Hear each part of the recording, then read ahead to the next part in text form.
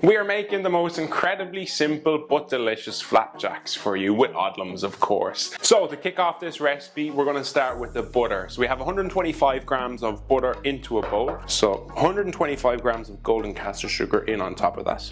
So to that butter and sugar, you're going to add 40 grams of golden syrup, and that just gives you a lovely sweetness.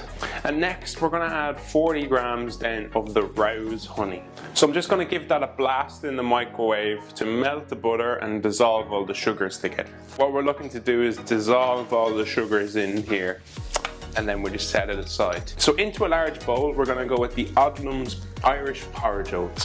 So straight in. And to that then, I kind of like different textures. Now it's entirely up to you, you can leave them plain, but I like to add a little bit of chopped almonds. So we just have 40 grams of those, which give a lovely kind of nutty flavour, but also chewy texture to them. And then we have some pumpkin seeds, but you could also add like sunflower seeds, so 40 grams of those as well. And they give a lovely kind of crispy crunch. And then we're gonna add then this melted butter and sugary syrup mixture to this. So we go straight in, like so. So you're just gonna get in there with a spoon and just give that a really good mix. Then into a baking tray, which is just lined with a bit of parchment paper.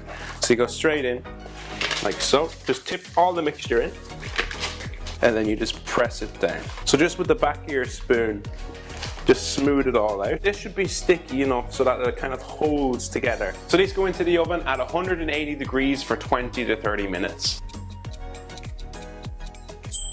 So once they come out of the oven, drizzle it with some melted chocolate, and then once it's set and cooled, cut it into some bars or squares. The most delicious flapjacks using Odlums Irish porridge oats.